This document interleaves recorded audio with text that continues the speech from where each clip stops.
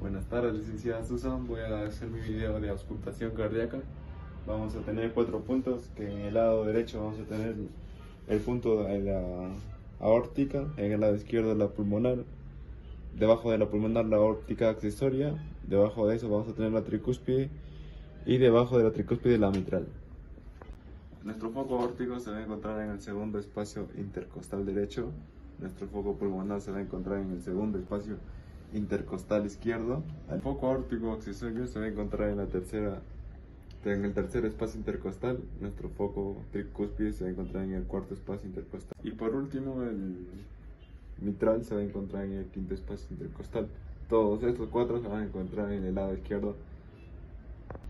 Ahora, para realizar la auscultación vamos a encontrar en un lugar cerrado con poca bulla el paciente en posición de sedente, o puede ser en decúbito supino, el terapeuta al costado del paciente, y vamos a empezar con la auscultación.